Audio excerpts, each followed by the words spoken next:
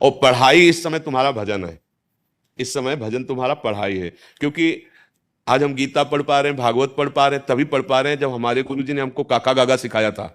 अगर वो मात्रा, वो ककाहरा हमको ना आता होता तो आज हम ग्रंथ ना अवलोकन कर पाते। तो वो पढ़ाई हमारे लिए अमृत हुई ना। तो उस अमृत पढ़ाई को अगर हम कुमार्ग में ले जाते तो वो विश्व बन जाती। तो ये पढ़ाई भी भजन का नींव बना ना। तो ये पढ़ाई बहुत आवश्यक है, इसलिए आप मन लगा करके पढ़िए। कि आप जब प्रातः कालीन उठें तो पहले उठने का नियम ले कि सूर्योदय के 1 घंटा पहले हम उठेंगे। देखो हमारी प्रार्थना मानना, सूर्य उदय के 1 घंटा पहले। हम ये नहीं कहते कि जैसे हम लोग उठते हैं वैसे नहीं। आप बच्चे हो तो इस समय सूर्य उदय कई बजे होता है? लगभग 6 बजे, 6। आप 5 बजे उठ जाइए और उठ करके सबसे पहला कार्य कीजिए, पृथ्वी के चरण स्पर्श कीजिए, भूमि के चरण स्पर्श कीजिए। आप जिस आसन पर बैठे हैं, देखो ध्यान से हमारी तरफ सुनना, जिस आसन पर बैठे हैं, जिस पे शयन किए थे, जिस सैया पर सोए थे, पृथ्वी को प्रणाम करने के बाद उसी सैया में 5 मिनट केवल बैठ जाइए और 5 मिनट बैठकर 5 संतों का नाम ले लीजिए। आपको कोई याद है 5 संतों के नाम? अगर ना याद हो तो याद कर लेना। किसी भी 5, जितने भी संत भगवान हैं हमारे, जैसे आचार्य रूप में, जैसे हम लोग श्री स्वामी हरिदास जी की जय, हरिवंश महाप्रभु की जय, हरिराम व्यास जी की जय, नागरीदास जी की जय, श्री ध्रुवदास जी की जय।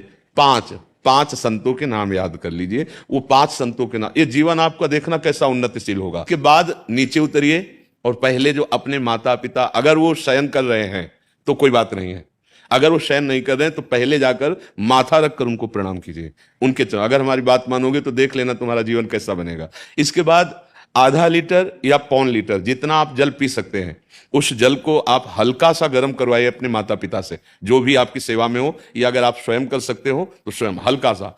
अगर 500 ग्राम पी जाए तो और अच्छी बात है, और इससे ज्यादा पी जाए तो अच्छी बात है। वज्रासन में बैठना आता है? वज्रासन जानते हो आप लोग? कैसे, हमें बैठ के दिखाओ। नहीं, ये पद्मासन है। देखो वज्रासन, वो देखो बैठ रहे हैं, ये दोनों पैरों को ऐसे करके इसमें, इससे बैठकर जल पिया जाए। ये आपके ब्रह्मचर्य की रक्षा करेगा, कब्ज नहीं होने देगा, और आपके मस्तिष्क की गर्मी को ठंडा करेगा। ऐसे वज्रासन में बैठकर धीरे धीरे 5 या 10 मिनट में जल पिया जाए। एकदम ना पिया जाए, गिलास में लेकर के 500 ग्राम जल धीरे धीरे उसको पिया जाए। फिर इसके बाद आपको 100-200 कदम टहलना है। फिर इसके बाद आप शौच जाइए। शौच, अगर आपका पेट साफ हो जाता है, अगर नहीं साफ होता है, कोई ऐसी परेशानी लगती है, तो 1 चम्मच ईसबगोल की भूसी और छोटी हर का आधा चम्मच अगर रात्रि में दूध से या पानी से ले ले तो वो बार बार शौच नहीं लगाएगा, पर आपकी आंतें साफ हो जाएंगी। शौच जाने के बाद स्नान करें और फिर तुरंत, अगर आपको व्यायाम आता है तो करे, नहीं तो सीधा सरल बात होती है, 20 बार बैठ जाए बैठक और 10 बार लेटने वाली दंड। और इसके बाद जो अनुलोम विलोम, जो इसे खींचे इसे छोड़ दे, इसे खींचे इसे छोड़ दे, इसके बाद दोनों हाथ ऐसे करके 7 बार ऐसे करे, सीधा खींचे और सीधा छोड़ दे। इतना ही तुम्हारे लिए प्राणायाम की आवश्यकता है। अब अपनी दिनचर्या में लग जा। जो पढ़ाई का कार्य दिया गया है, आगे तुम्हें और भजन की बात हम नहीं कह रहे, जो पढ़ाई का कार्य दिया गया है वो भगवान की ही पूजा है। आपकी दिनचर्या जो आपको अपने गुरुजी या टीचर जी को जाके प्रमाणित करनी है, कल जो पढ़ाई गई थी आज के लिए, वो आप सुबह सुबह उस समय व्यायाम के बाद, तो आप देखना आपकी स्मृति बहुत प्रवीण हो जाएगी। अच्छा, ये आपकी प्रातःकालीन दिनचर्या है। जब आप अपने गुरुदेव के पास स्कूल जाएं तो हमें आजकल का तो अब पता नहीं, पर हम लोग जब जाते थे तो अपने गुरुजी को प्रणाम करते थे। होता है प्रणाम? होता है अभी प्रणाम करते हैं? मतलब आप क्या करते हैं जब सुबह स्कूल जाते हैं, क्या करते हैं गुरु भगवान को बताओ।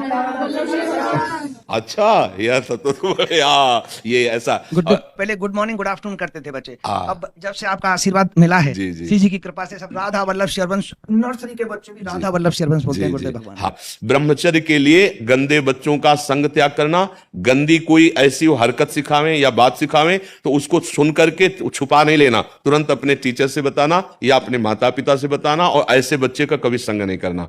और रात्रि के सोते समय, ये जरूर ध्यान देने वाली विशेष बात है, रात्रि के सोते समय जो भगवान का नाम, जैसे इन लोगों ने आप लोगों को बताया राधा वल्लभ श्री, तो सोते समय बस प्रार्थना करो कि हे प्रभु, आज दिन हमारा जो भी गलती हुई हो वो हमको आप प्रार्थना करते हैं कि आप हमें समझाओ क्या हमसे गलती हुई। अगर पूरी दिनचर्या में ऐसा लग रहा है हमसे कोई गलती नहीं, तो भगवान सुबह से अभी तक हम सोने जो जा रहे हैं ये पूरा समय आपको समर्पित, आप देखना, इसका फल देखना, एक तपस्वी की तपस्या का जो फल होता है ना, उसका ही फल मिलेगा। और सोते समय बस राधा वल्लभ श्री हरिवंश, राधा वल्लभ श्री हरिवंश, इधर उधर ना सोचते हुए, ना मोबाइल देखते हुए, ना कोई गंदी बात मन में, और चुपचाप सो जाइए। हाँ, तो जो स्कूल में आपको पढ़ाई पढ़ा रहे हैं वो तो बात है। अब आपको जो हम खास बात बताना चाहते हैं वो कि देखो, अभी छोटे छोटे बच्चे हो, बच्चों में कुछ बच्चे ऐसे गंदे बच्चे होते हैं जिनके गंदी बातें दिमाग में आ जाती हैं और गंदी बातें वो करने लगते हैं आचरण में। आप लोग इतना तो जानते ही होंगे कि गंदी बातें किसे कहते हैं। आप लोगों के पास अगर मोबाइल है तो कभी गंदी बात देखना नहीं। कोई भी बच्चा अगर गंदी बात दिखाए तो अपने टीचर से या अपने माता पिता से जाके शिकायत करनी चाहिए, वो बहुत हानिकारक होती है। कभी कोई भी गंदी बात अपने द्वारा नहीं होनी चाहिए।